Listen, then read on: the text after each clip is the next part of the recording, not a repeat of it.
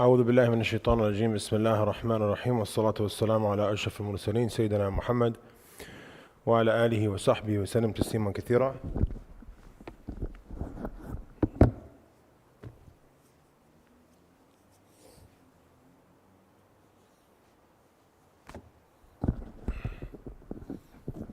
We start off by praising Allah subhanahu wa ta'ala and sending our peace and blessings upon our Master Muhammad sallallahu alayhi wasallam. And we continue our pre-Isha Khatira series, and today's topic is the virtues and etiquettes of recitation. فضل التلاوة وآدابه فضل التلاوة وآدابها. The virtues of an etiquette of Quranic recitation. Allah subhanahu wa ta'ala, He says in the Quran in Surah Al-Zumar, after أعوذ بالله من الشيطان الرجيم الله نزل أحسن الحديث كتابا متشابها مثانية تقشعر منه جلود الذين يخشون ربهم ثم تلين جلودهم وقلوبهم إلى ذكر الله ذلك هدى الله يهدي به من يشاء ذلك هدى الله يهدي به من يشاء ومن يضلل الله فما له من هاد. Allah, He says in Surah Al-Zumar, speaking about the Quran and speaking about the effect that the Quran has on someone when he reads it, and he's a person of sincerity and faith, and he's a person who reads it with goodness. Allahu nazzala ahsan al-hadithi kitaban mutashabihan mathani. He says Allah is the one who sent down the greatest of all speech, kitaban mutashabihan mathani, a book that has similar ayahs in it. So Allah, He describes the Quran of having similar verses. And the Quran has ayat that resemble each other. And the Quran has ayat, of course, that are different. But Allah, He describes His book He describes His Quran here with having similar verses in it. And the one who memorizes the Quran or ponders on the Quran, he realizes that a lot of verses are very similar, and sometimes there's one or two words that are different. So Allah, He says, Allah sent down the greatest of all speech, a book that has similar verses in it. تَقَشَعِرُّ مِنْهُ جُلُودُ الَّذِينَ يَخْشَوْنَ رَبَّهُم. And then He says, the individual that has khashya of Allah, and the individual that has awe of Allah, and the individual that has Allah high in his heart, his skin sticks up. ثُمَّ تَلِينُ قُلُوبُهُمْ إِلَى ذِكْرِ اللَّهِ. He says he gets goosebumps. The one who reads the Quran and he has khashya, he has fear of Allah, when he reads the Quran, he gets goosebumps. And his heart and his heart and his being lean toward the remembrance of Allah. So Allah, He says that Quran strongly affects the person who has khashya. When he reads this book, he's touched by it.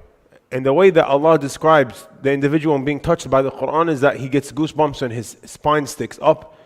And that is because the Quran is a very powerful book. For the one to read it, it affects him strongly. The one that has Allah high in his heart. Then He says, then his body and his heart lean toward the remembrance of Allah. And then Allah, He says, what does that mean, lean toward the remembrance of Allah? The one who has Quran in his heart, he feels the pressing need to remember God often. He's more inclined to remembrance of Allah. And then Allah, He says, ذَلِكَ هُدَى اللَّهِ يَهْدِي بِهِ مَنْ يَشَاءُ. That is the guidance of Allah. He guides whom He wills to this guidance of the Quran. وَمَنْ يُدْلِلِ اللَّهُ فَمَا لَهُ مِنْ هَادٍ. And he who Allah allows to go astray, there is no one that can guide him. Allah, He also says in regards to the Quran, إن هذا القرآن يهدي للتي هي أقوم ويبشر المؤمنين الذين يعملون الصالحات أن لهم أجرا كبيرا. Allah, He says in Surah Al-Isra, a very beautiful ayah. He says, إن هذا القرآن يهدي للتي هي أقوم. This Quran, it guides to Al-Aqwam. Al-Aqwam is the most straight up. Because Allah, He says, الرجال قوامون على النساء بما فضل الله بعضهم على بعض. He says the man is a qawam over the woman for what Allah has designated. For example, the word qawam means upright. So Allah, He says, إِنَّ هَذَا الْقُرْآنَ يَهْدِي لِلَّتِي هِيَ أَقْوَمُ. This Qur'an, it leads to the straightest path. It leads to what is upright and correct. And upright means right and good. وَيُبَشِّرِ الْمُؤْمِنِينَ الَّذِينَ يَعْمَلُونَ الصَّالِحَاتِ. And it also gives good news to the believers who do pious actions and good deeds, أَنَّ لَهُمْ أَجْرًا كَبِيرًا, that they will have a large reward. So this Qur'an comes with guidance from Allah, and it also comes with good news. وَيُبَشِّرِ الَّذِينَ وَيُبَشِّرِ الْمُؤْمِنِينَ الَّذِينَ يَعْمَلُونَ الصَّالِحَاتِ. And it also comes with good news for the believers. So when you open the Qur'an, you find in it guidance. As Allah tells us, it's nothing but guidance. And you also find in it ayahs regarding Jannah and ayahs regarding reward, because it gives good news to the believers who do pious actions that they will have a great reward. Now there's a beautiful story that I love a lot. Sayyidina Umar ibn al-Khattab, this story is to signify or to show the virtue of the Qur'an and what the Qur'an does to someone. Sayyidina Umar ibn al-Khattab, he was the Khalifa after Sayyidina Abu Bakr as-Siddiq and after the Prophet Muhammad passed away. The Prophet was in charge of the Muslim Ummah and he passed away, so Abu Bakr assumed the Khilafah, he was in charge of the Muslim Ummah, and then Sayyidina Umar. At the time of Sayyidina Umar, when Sayyidina Umar was the Khalifa, he appointed Nafi' ibn Abd al-Harith to be in charge of the government of Mecca. So Sayyidina Umar, he appoints to be in charge of certain cities. So someone is in charge of Medina, someone is in charge of Basra and Kufa, someone is in charge of Mecca. And the government of Mecca is referred to as Al-Wadi. Al-Wadi means the valley. I'm going to give an example. We have Wayne, we have Torowa, and we have Patterson, Haledon, Prospect Park. This is Passaic County. It's called Passaic County because there are a number of towns and cities that are right next to each other. It's one area. So we have a governor, for example, of Passaic County, the person in charge of Passaic County. So it's Mecca and the surrounding areas. There's also a place called Ta'if. So who was in charge of Mecca / Ta'if, this area? His name was Nafi' ibn Abd al-Harith. And he was a great companion of the Prophet Muhammad, and Sayyidina Umar put him in charge. So the hadith says, أن نافع ابن عبد الحارث لقي عمر بعسفان وكان عمر يستعمله على مكة فقال من استعملت على أهل الوادي فقال ابن أبزع يعني عبد الرحمن ابن أبزع قال ومن ابن أبزع قال مولى من موالينا قال فاستخلفت عليهم مولا قال إنه قارئ لكتاب الله عز وجل وإنه عالم بالفرائض قال عمر أما إن نبيكم صلى الله عليه وسلم قد قال إن الله يرفع بهذا الكتاب أقواما ويدع به آخرين. So there's a beautiful hadith narrated by the Prophet Muhammad sallallahu alayhi wasallam, narrated by Sayyidina Umar, and he quotes the Prophet for saying that indeed this Qur'an, it raises people and it also belittles and puts other people down. And this is when the Sayyidina Umar narrated this hadith, there was a story behind it. The story is Sayyidina Umar, he met Nafi' ibn Abd al-Harith, the individual that was the governor of Mecca. He met him in a place called Usfan. Usfan is about 80 kilometers north of Mecca. So when Sayyidina Umar met him there, he asked him, if you're here, who's in charge? Yani, who did you leave in charge? You have to always leave someone in charge when you leave. So he said, who did you leave in charge of Al-Wadi, yani Mecca and Ta'if? He said to him, استعملت على أهل الوادي فقال ابن أبزع. He said, I left in charge of them Abd al-Rahman ibn Abza. And Sayyidina Umar doesn't know who that is. So he said, وَمَنْ ibn Abza. He said, who is this man Ibn Abza that you're speaking about? And Nafi' ibn Abd al-Harith, he said, مَوْلَى مِن مَوَالِينَا. He goes, he is a freed slave of ours. Meaning he used to be a slave and he's a freed slave.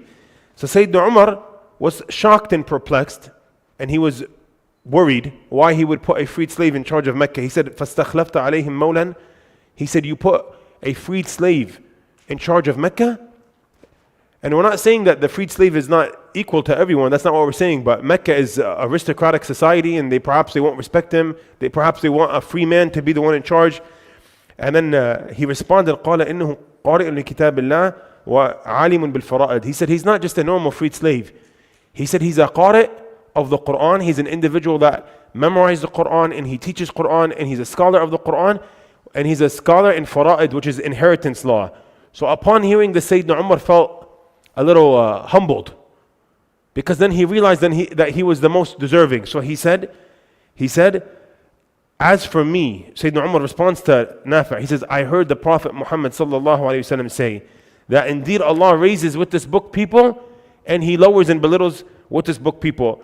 Meaning that he raised the status of this freed slave with the Quran, and there's nothing wrong with him being in charge of the government of Mecca. Yani Allah raised his status with the Quran.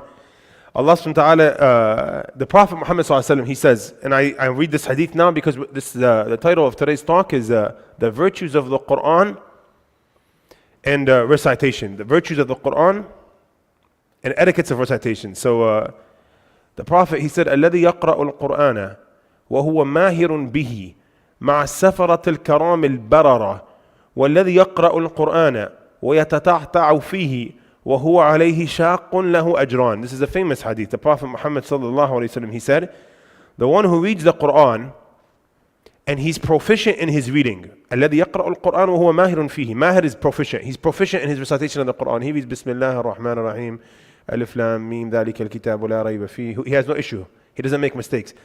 But of course, he reached that level through exertion of effort for your information, because no one's born and they know how to read well.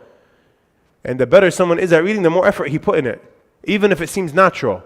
Perhaps it's natural because when he was young, his parents taught him the Quran when he was young. And if you learn something at a young age, it's like a sponge. When you put a sponge under water, it just takes everything in. It takes everything in. That's why, hey, you have to memorize the Quran. You heard it? Sponge boy.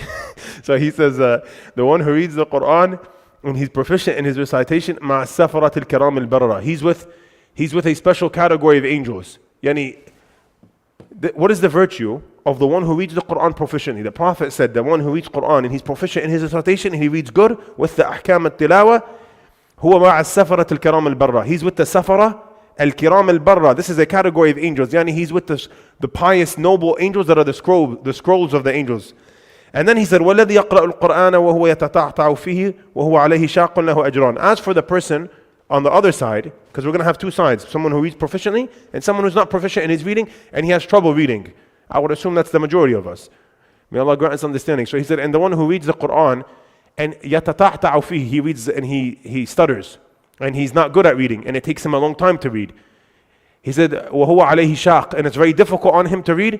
فَلَهُ أَجْرًا. He receives for his recitation 2 rewards. He receives for his recitation 2 rewards because it's difficult on him. And in Islam, the more difficult something is, the more rewarding it is. And this is a qaida عندنا في الدين. The more rewarding an act of worship is, it goes down to 2 things. There's two things that cause an act of worship to be more rewarding. 2 things. One of them is ikhlas. The more ikhlas an action is, the more rewarding it is. And the more you do it according to the sunnah, the more rewarding it is. Ikhlas and adherence to the sunnah in the best way it's meant to be performed. Because of course you could pray salah and your salah can count, but you can leave off a sunnah act. Technically speaking, the salah will be counted. You understand? There's integrals of prayer and then there's sunnah. But the one who performs the act of worship at the best mode with all the sunnahs and the most sincere, he's going to get more reward. This is common sense. It just makes sense. Of course he's going to be more rewarded. But then there's another integral, or there's something else that makes an act of worship very rewarding. The second thing that makes an act of worship very rewarding is the amount of difficulty the act of worship has. And that's why fasting is the most rewarding act of worship. And Allah doesn't tell us the reward because it's difficult. 2 more hadith and I end. So, of course, the one who has difficulty when he reads, he receives double reward.